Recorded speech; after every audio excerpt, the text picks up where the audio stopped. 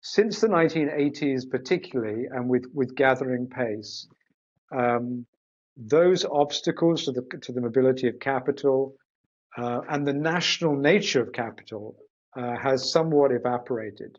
And we now live in a pretty much continuous capitalist zone, a planetary capitalist zone, in which there is a lot of fiction now to the idea of national distinctiveness. However, it's important to understand, this is my concluding remark on your question, that national borders are incredibly important nonetheless to the capitalist system. They have been repurposed as a kind of arbitrage system for capital. So it's very important to the capitalist system that there are some zones which have a very, very rich legal environment where capital and investments are safe, where elite living is possible, and other zones where, for instance, it's possible to wage war and steal resources from the earth without too much legal oversight.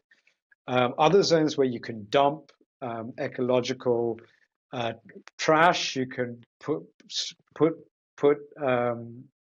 where there's not much environmental regulation, other zones where labor regulation is not too tight.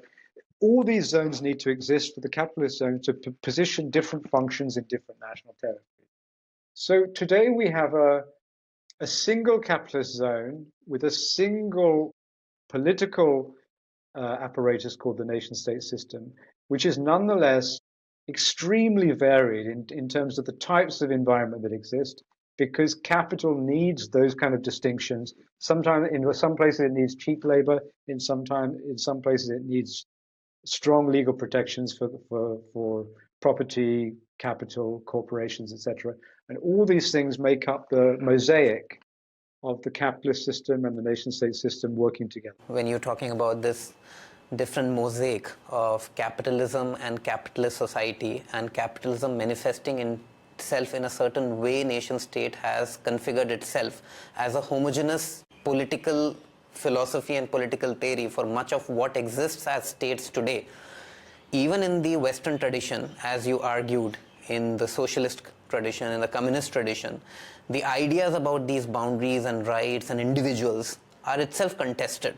I mean, they have reified themselves in a certain way that they inherit themselves in international law or nation-state laws. But even before that, say for example, Cold War and the intellectual tradition of the Enlightenment, it is not a flattened capitalism atomistic worldview. There is a flourishing of different ways in which boundaries and transnationality and nationality is understood. So to be able to engage with that rich history, again I want to really understand, before the nation state existed in the manner that it exists today, what were the debates?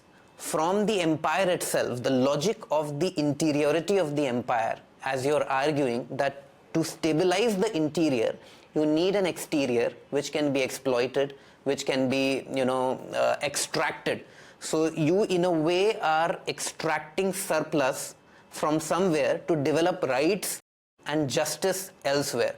But in the first instance itself, if I am a king and I am a capitalist, why do I need to ensure those rights in that geographical space? What is my necessity? What are the conditions in which giving justice to your own, or the imagery of justice as a relation to other human beings across the globe or a planetary system, what was the necessity to build something like that?